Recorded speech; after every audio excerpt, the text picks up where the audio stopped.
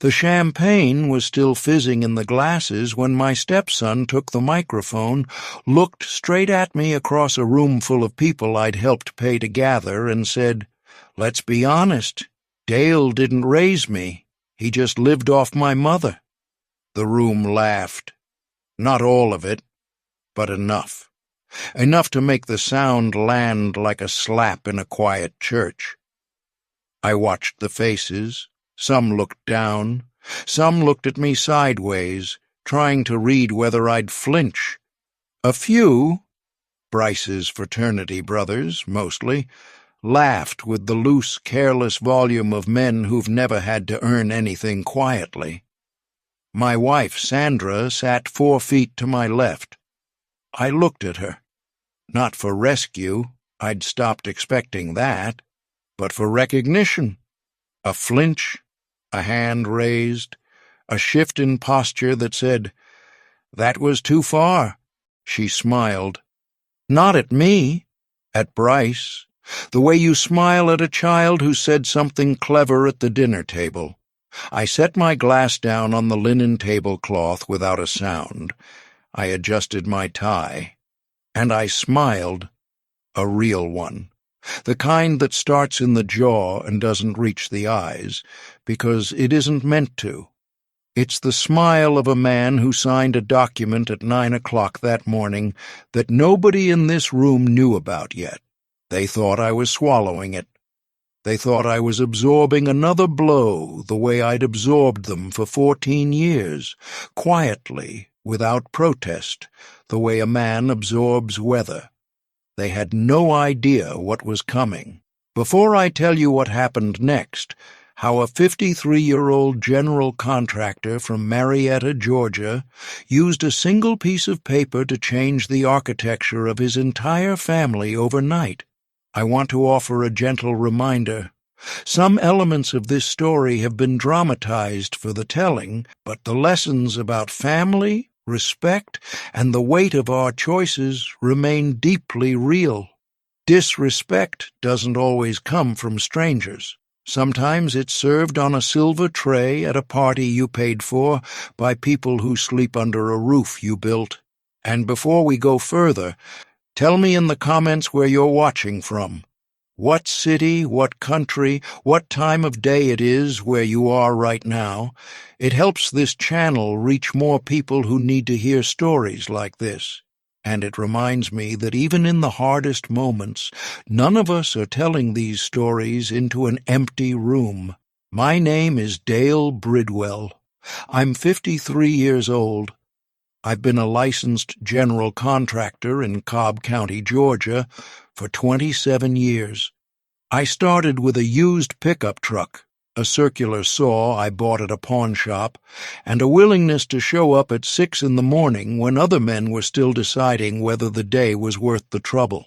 Over nearly 3 decades, I built Bridwell Custom Homes into something real, not an empire, not a brand name on billboards, but a solid, respected company that's put roofs over more than 200 families. I own the business outright, a 40-acre parcel off Barrett Parkway where I plan to build a small development, and the house that became the center of everything, a 4-bedroom craftsman on Bells Ferry Road that I designed myself, built with my own crew, and finished 3 months before I married Sandra. Let me say that again, because it matters. I built the house before the marriage. Every nail, every joist, every inch of copper pipe, and every square of hardwood floor. I drew the plans on graph paper at my kitchen table in the apartment I was renting at the time, a 1-bedroom above a dry cleaner's on Roswell Street that smelled like chemical lavender and someone else's pressed shirts. I poured the foundation on a Saturday in April.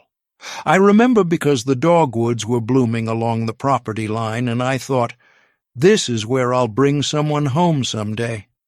I brought Sandra home 14 months later. We met at a Rotary Club fundraiser, one of those events where everyone wears a name tag and pretends the chicken isn't dry. She was 41, recently divorced, raising a son on her own. Bryce was 12 at the time. Quiet kid, suspicious eyes, the posture of a boy who'd already learned that men leave. I understood that posture. My own father left when I was 9, and the shape it puts on your shoulders doesn't straighten out for decades, if it ever does. Sandra was warm. Not performatively warm, genuinely so. She remembered details. She asked follow-up questions. She laughed in a way that made you feel like you'd earned it. And she was tired, bone-deep tired. The kind of exhaustion that comes from doing everything alone and pretending it doesn't cost you. I didn't rush. I took her to dinner 4 times before I met Bryce. When I finally did, I shook his hand the way my grandfather taught me, firm, eye level, without bending down to him like he was less than a full person. He looked at me like I was a math problem he hadn't been assigned. That's fine, I thought. Trust is built with lumber, not lightning. 1 board at a time. We married the following June. Small ceremony at the county courthouse, then dinner at a steakhouse where Bryce ordered the most expensive thing on the menu and watched my face to see if I'd react. I didn't. I told the waiter to bring him dessert, too. I moved Sandra and Bryce into the house on Bell's Ferry Road, the house I'd built, and I began the long, patient work of becoming a family. Not replacing Bryce's father. I never tried. His biological father, a man named Kendrick Parrish, lived in Savannah and visited twice a year with the regularity of a dental cleaning and about as much warmth. I wasn't trying to compete with a ghost.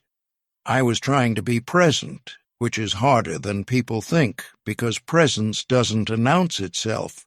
It just shows up every day without applause. I drove Bryce to school when Sandra had early shifts at the dental office where she worked reception. I helped with math homework I barely understood. I sat in the bleachers at JV basketball games where he rode the bench more than he played, and I clapped when he got in for the final 2 minutes of blowout losses. I built him a desk for his bedroom, walnut top, steel legs, a drawer that locked because a 16-year-old deserves one private space. He never thanked me for the desk. That was fine. Gratitude isn't the price of admission. But here's the thing about doing quiet work for people who don't see you doing it. After a while, they start to believe the work doesn't exist. The lights stay on, so they forget someone pays the bill. The roof doesn't leak, so they forget someone climbed up there in August heat to replace the flashing. The house just is, and the man who built it becomes furniture. Functional, expected, ignorable. By the time Bryce left for the University of Georgia, I'd been a stepfather for 6 years and felt less like a parent than like a landlord with emotional obligations. He didn't call from campus unless he needed money. He didn't come home for Thanksgiving his sophomore year. Went to a friend's family instead, which Sandra explained away as him spreading his wings. Spreading his wings. The phrase sat in my chest like a fishhook. I paid for his education, all 4 years. Sandra's income covered her personal expenses and half the groceries. Everything else, mortgage, insurance, property taxes, Bryce's tuition, the car I bought him junior year so he'd stop borrowing Sandra's, came from Bridwell Custom Homes, from my hands, my back, my mornings that started before the sun, and my evenings that ended after it set. I never complained. Not because I'm a saint, I'm not, but because I believed in the covenant. You marry someone, you carry what they carry. That's not generosity, that's architecture. You build the structure strong enough to hold everyone inside it, and you don't send invoices for the weight. But somewhere along the way, and I can't tell you exactly when because erosion doesn't announce a start date, the structure started bearing weight it wasn't designed for. Sandra began treating my contributions as background noise. Bryce graduated, got a job in commercial real estate, and started calling me Dale instead of Dad. The switch happened without ceremony, like someone changing a channel. One Thanksgiving it was Dad, pass the salt. The next it was Dale, you're in my seat. I let it go. You let a lot go when you love someone. The problem is, the things you let go don't disappear. They accumulate. They settle into the foundation, and one day the floor feels uneven, and you realize it's been sinking for years. The engagement party was Bryce's idea. He'd proposed to a woman named Kelsey Ashworth. Pleasant enough. The daughter of a Buckhead attorney who looked at me across the dinner table during our first meeting the way you'd look at a contractor who showed up to a cocktail party, which, I suppose, is exactly what I was. Bryce wanted the party at the Bells Ferry house. My house. He didn't ask me. He asked Sandra, and Sandra told me it was happening the same way she'd tell me the gutters needed cleaning. As an assignment, not a request. I want to pause here and ask you something because I think it matters. Have you ever been invisible in your own home? Not ignored in a dramatic, cinematic way. No slammed doors, no shouted arguments, just slowly, steadily edited out of your own story until you're standing in a room you built and no one thinks to introduce you? If you know that feeling, tell me about it in the comments. I'd like to know I'm not the only one who stood in that particular silence. I agreed to the party. I paid for the catering. Sandra chose the company, a place out of Roswell that charged $11 per person for bruschetta that tasted like fancy ketchup on toast. I paid for the tent rental, the table linens, the string lights that Bryce wanted hung across the back deck because he'd seen something similar on Instagram. I moved my work truck out of the driveway so it wouldn't be visible in photos. That detail should tell you everything. The party was on a Saturday in late September. Georgia was still holding on to summer, the air thick, the light golden, the cicadas screaming their last stand before October shut them down. 70 guests filled the backyard. I recognized maybe a third of them. The rest were Bryce's friends, Kelsey's family, Sandra's book club, and a scattering of people who seemed to exist solely to hold wine glasses and agree with each other. I stayed near the grill for the first hour. Not because I was assigned there, I'm not a caterer, but because the grill is where men go when they want to be useful without being seen. I cooked nothing. The caterers handled the food. I just stood near the heat and the smoke and let the party happen around me. At 7:15, Bryce clinked a glass. The crowd gathered. Sandra stood beside him, beaming. Kelsey hung on his arm, smiling the smile of a woman who's been told her whole life that smiling is enough. Bryce began his toast. He thanked his mother for raising him alone. He thanked Kelsey's parents for welcoming him into their family. He thanked his fraternity brothers for being his real brothers. He thanked his father, his real father, he said with emphasis, for showing him, even from a distance, what ambition looks like. Kendrick Parrish, the man who sent birthday cards 3 weeks late and had visited Bryce exactly 9 times in 14 years. That was ambition, apparently. Then Bryce looked at me, and the air changed the way air changes before a storm rolls through.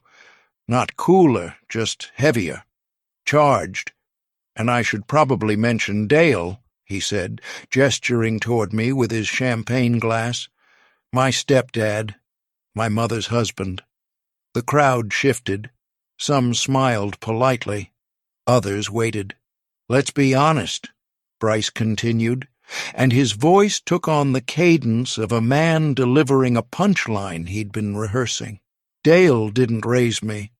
He showed up after the hard part was done. He didn't build this family.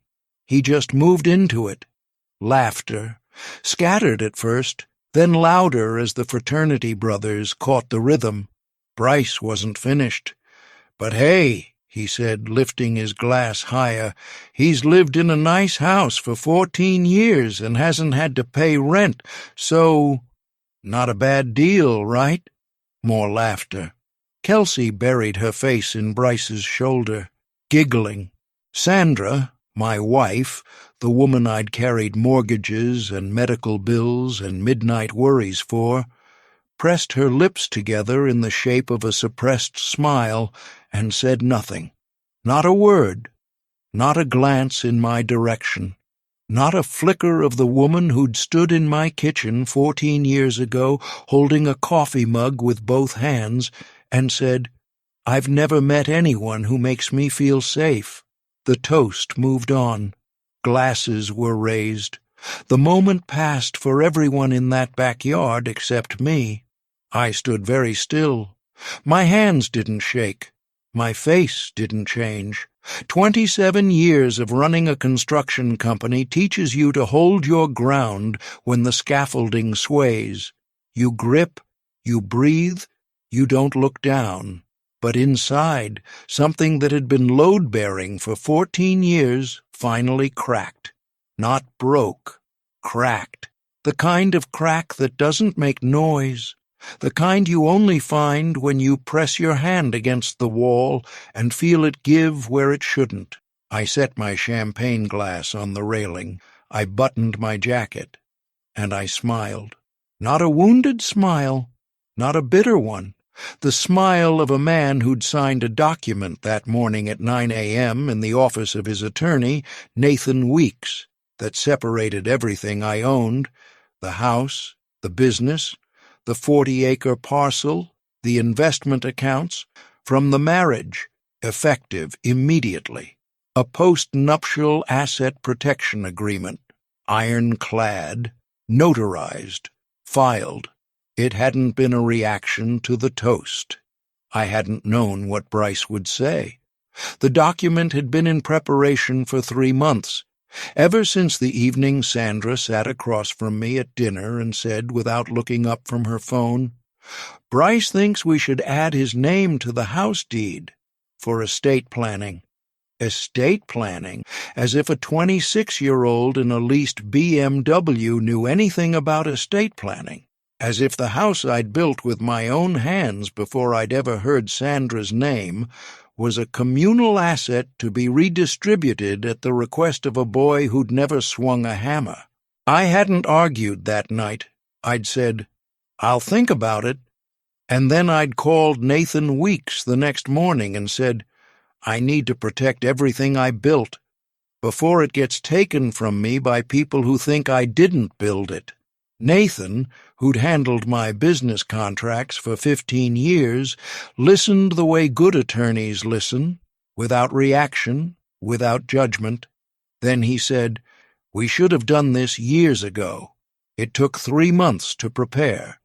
Financial disclosures, property appraisals, a review of every account and asset."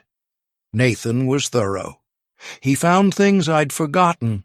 A life insurance policy Sandra was listed as beneficiary on, a joint savings account I'd been funding alone for a decade, a credit card in my name that Bryce had been added to as an authorized user and had been using for restaurant meals and dry cleaning and a monthly subscription to a wine club. Every discovery was a small wound. Not the kind that bleeds, the kind that aches when the weather changes. The morning of the engagement party, I sat in Nathan's office at 9 a.m. and signed every page. His office was on the 3rd floor of a building off South Marietta Parkway, the kind of place with carpet that's been cleaned too many times and windows that need washing. The pen was heavy, the pages were thick, and when I finished, Nathan gathered them into a folder and said, This is effective immediately. The house, the business, the land, the accounts, they're yours, legally separated from the marital estate. If she challenges it, we'll litigate. But this will hold." I shook his hand and drove home to set up for a party. That's the thing no one at that engagement party understood. While they were hanging string lights and arranging bruschetta on platters, I was sitting in an attorney's office drawing a line through 14 years of financial entanglement with the precision of a man who builds houses, measuring twice, cutting once. After the toast, the party continued. Music played. People danced on the deck I'd rebuilt 2 summers ago after a storm tore off the railing. I stayed long enough to shake a few hands, accept a few condolences disguised as small talk. You know how kids are, Dale. And then I quietly walked inside, through the kitchen I'd tiled myself, past the living room where the built-in bookshelves I'd designed for Sandra still held her collection of romance novels, and into the study. I closed the door. I sat at my desk. The desk I'd built from reclaimed oak, the same wood I'd used for the mantel above the fireplace, and I opened my laptop. I forwarded a single email to Sandra, subject line, "For your review." The attachment was the post-nuptial agreement. All 41 pages. Then I turned off the desk lamp and sat in the dark, listening to the muffled sound of a party happening in my house, celebrating a family that had decided I wasn't part of it. I didn't feel angry. Anger is loud, and I was done being loud in rooms that didn't listen. I felt something quieter and more permanent, the calm that comes when you've finally stopped carrying a weight you were never thanked for lifting. The fallout began at 11:47 that night. The last guests had left. The caterers were packing up. I was in the garage reorganizing my tool chest, not because it needed it, but because tools don't mock you and they don't pretend, when Sandra appeared in the doorway, phone in hand, face the color of ash. "What is this?" she said. Her voice was barely a whisper. I didn't turn around. I was sorting socket wrenches by size, the way I always do, 1/4 inch, 3/8, 1/2 inch, each one in its foam slot. "It's a post-nuptial agreement," I said. "Nathan Weeks prepared it. I signed it this morning." "This morning?" Her voice cracked. "You signed this the morning of our son's engagement party?" I set down a wrench and turned to face her. "He's not my son, Sandra. He made that very clear tonight, in front of 70 people, in my house." She opened her mouth and then closed it. The phone screen cast a blue glow across her face. "Dale," she said, softer now. He was joking. He'd had a few drinks. "You know how Bryce gets." "I do know how Bryce gets," I said. "He gets honest. And so do the people who laugh with him." She stepped forward. "You can't just— This says the house is yours, that I have no claim to. The house I built before I met you? The house I designed, framed, roofed, and finished with my own crew? That house? We've lived here for 14 years, she said. This is our home." I looked at her for a long time. I thought about the morning she'd moved in, how she'd stood in the kitchen doorway with a box of dishes and said, "I never thought I'd have a place like this." I thought about the 14 years of mortgage payments, all mine, the property taxes, all mine, the new HVAC system, the roof replacement after the hailstorm, the kitchen renovation she'd wanted and I'd done myself to save money. All mine. I never charged you rent, Sandra. I said it without bitterness, just fact. I never asked you to contribute to the mortgage. I paid for Bryce's education, his car, his insurance. I bought the groceries. I maintained the property. And tonight, in front of everyone we know, your son said, I've been living off you, and you didn't say a word. Her eyes filled. I watched the tears form the way you watch a crack spread across a pane of glass. Slowly, inevitably, with the knowledge that nothing you do now will make it whole again. I'll talk to him, she said. I'll make him apologize. I don't want an apology, I said. An apology is just noise at this point. I want recognition, and I've realized I'm never going to get it from either of you. So I'm protecting what I've built instead. She looked down at her phone. The agreement. 41 pages of legal language that said, in essence, everything Dale Bridwell built belongs to Dale Bridwell. You're leaving me? She whispered. I'm not leaving anyone. I'm standing in my own garage, in my own house. I haven't gone anywhere in 14 years. The question is whether you noticed. She didn't answer. She turned and walked back inside. I heard the bedroom door close. Not slam. Close. The quiet kind that's worse, because it means someone is too stunned to be dramatic. I stayed in the garage for another hour. Maybe 2. Time moves differently when you're finally standing still after years of leaning into wind. I finished organizing the tool chest. Every socket, every bit, every wrench returned to its outline in the foam. I swept the concrete floor, pushing the broom in long, even strokes, the same rhythm I've used on job sites since I was 26 years old. I checked the oil level in my truck, wiped the dipstick clean, checked it again. Small tasks, honest work, the kind that doesn't require an audience or anyone's approval. The garage smelled like motor oil and sawdust and the faint ghost of the cedar planks I'd been storing for a custom mantel job.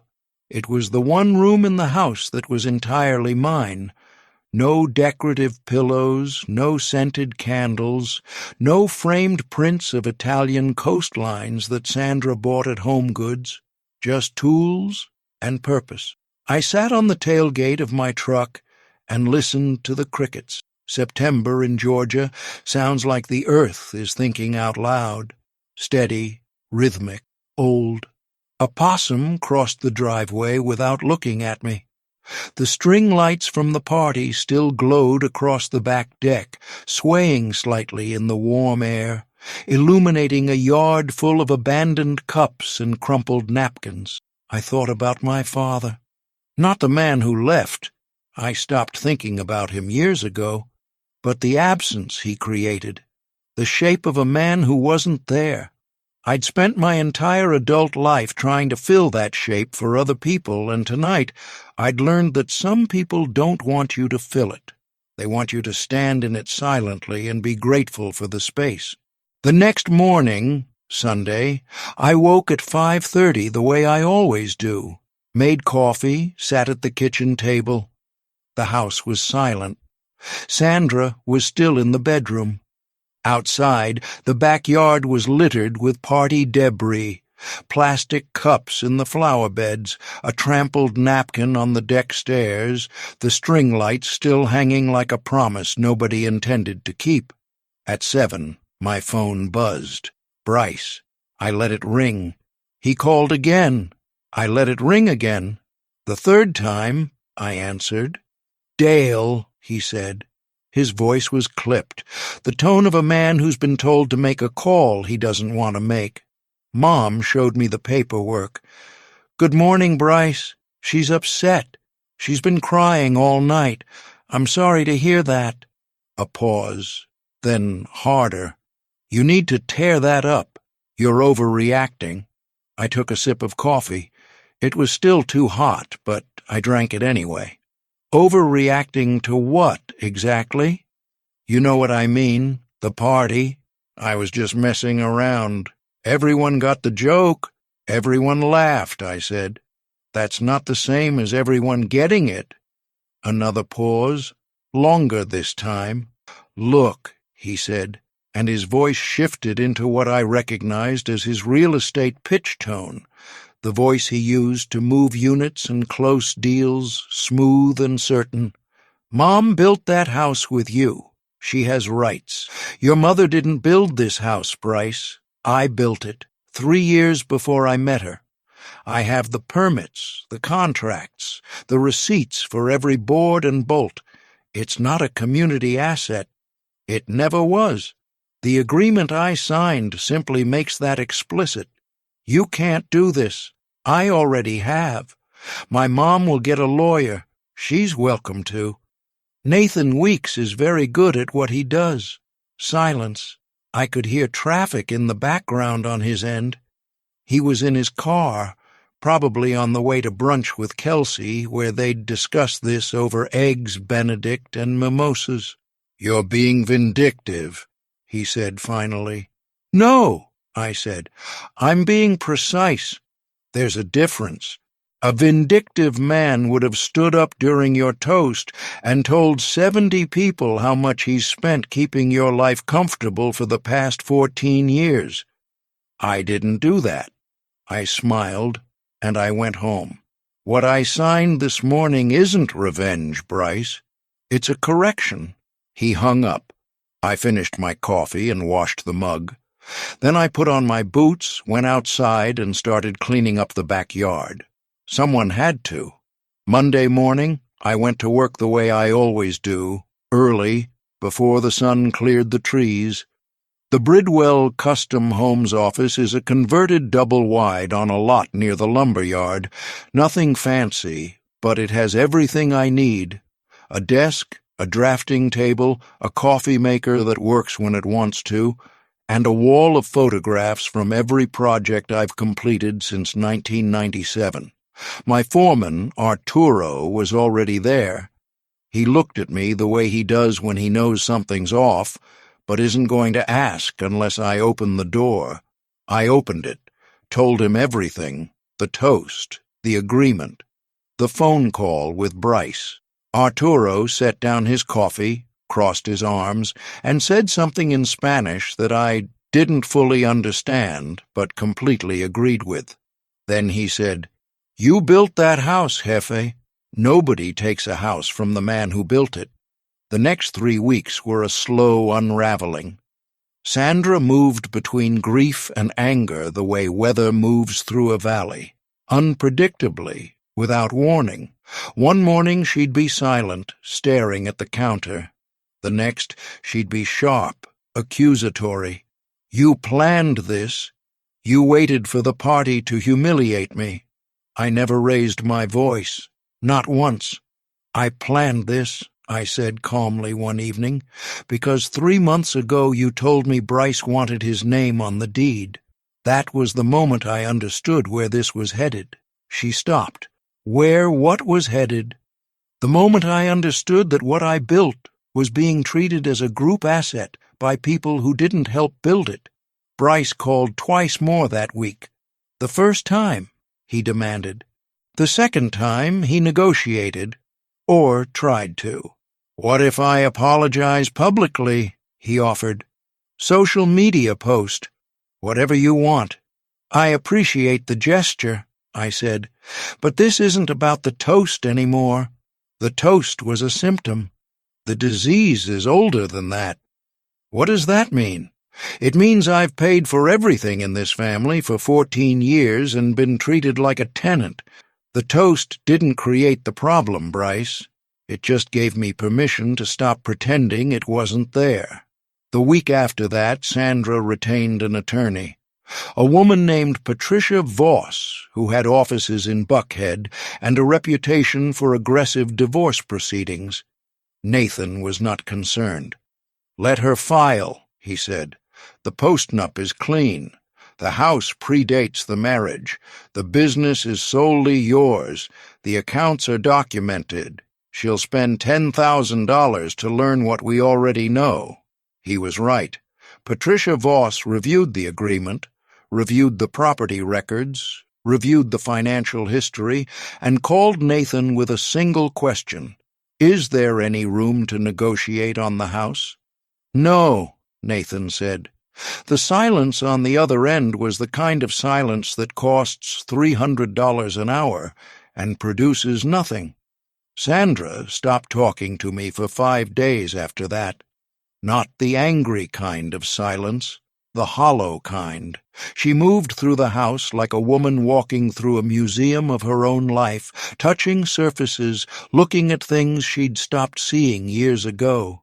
The bookshelves I'd built, the kitchen island I'd tiled, the crown molding in the hallway that I'd spent 2 weekends mitering by hand because the angles were off and I refused to leave a gap.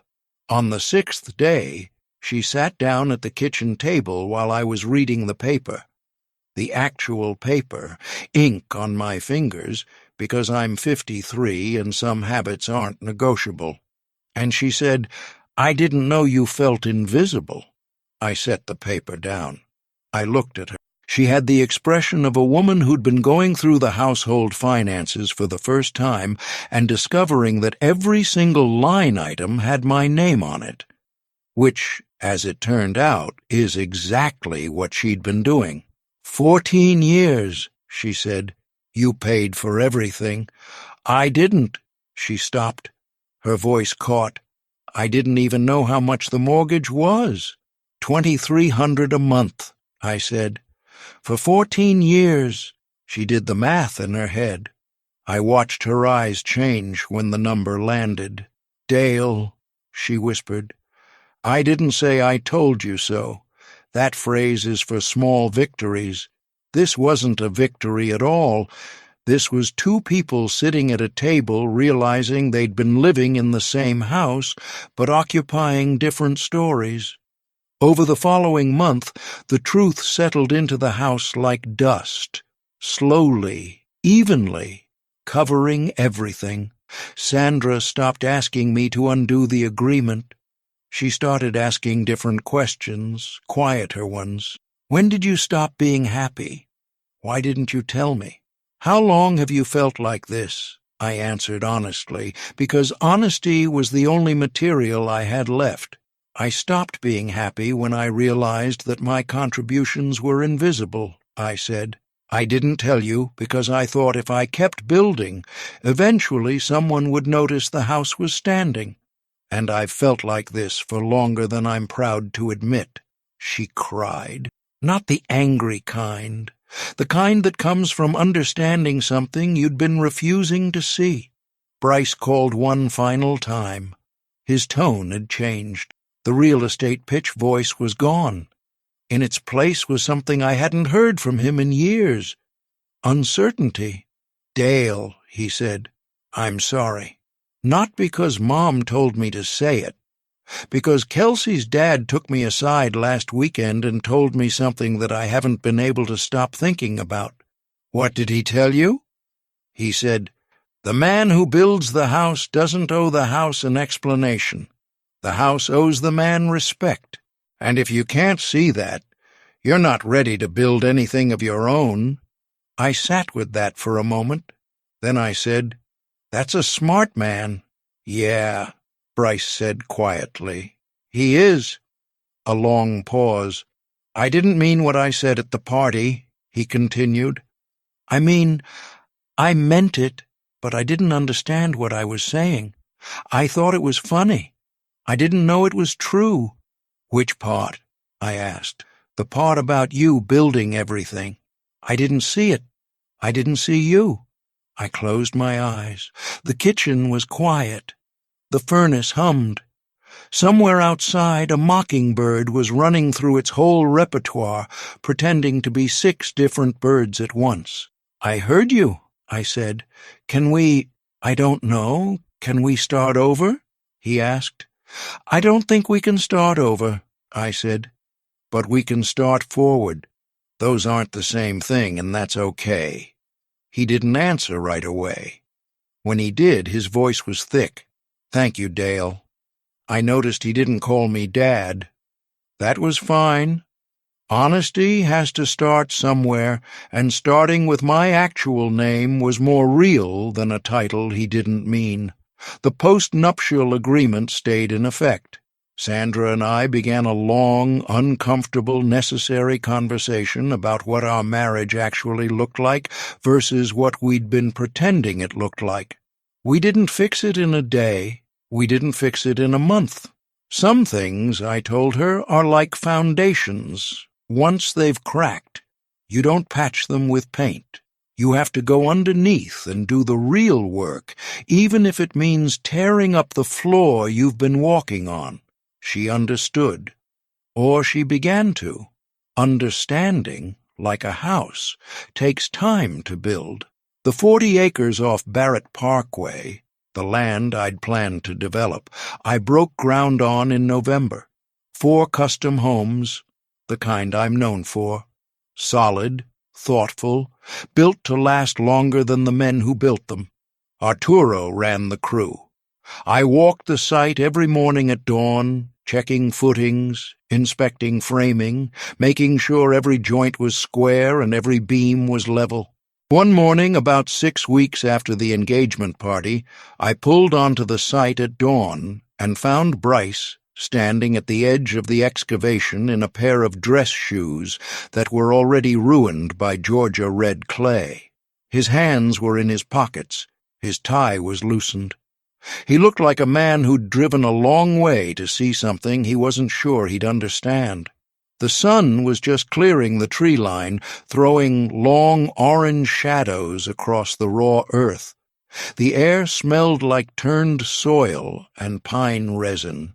2 mockingbirds were arguing in the sweet gum tree near the road, each one trying to outsing the other, which is how mockingbirds settle everything, not with silence, but with louder music. "What are you doing here?"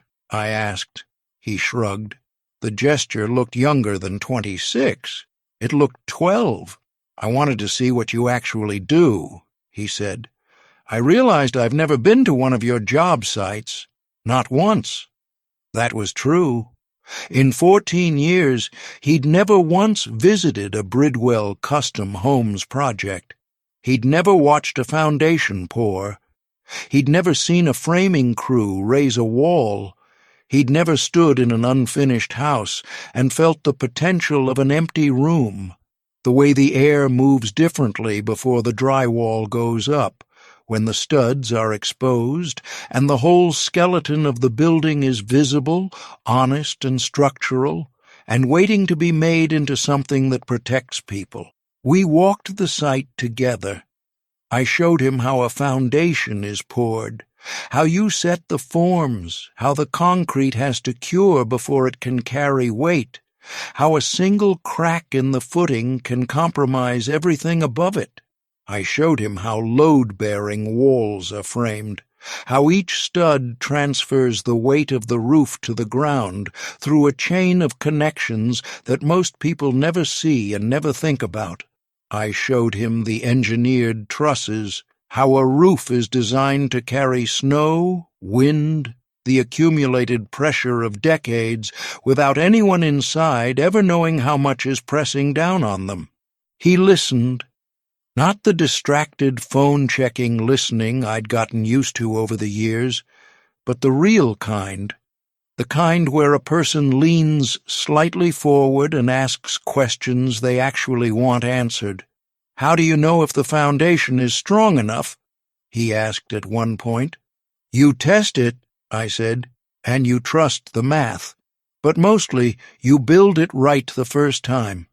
Because once the house is standing on it, you can't go back and fix it without tearing everything apart."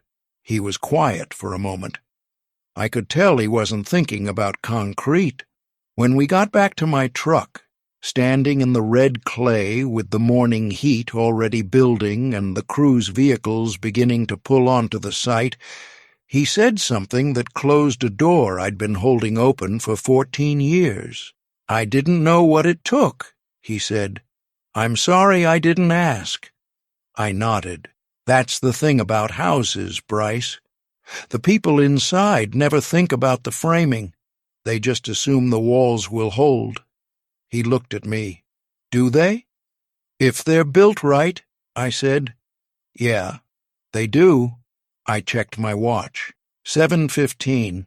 The crew would be arriving soon, the saws would start, the hammering would begin.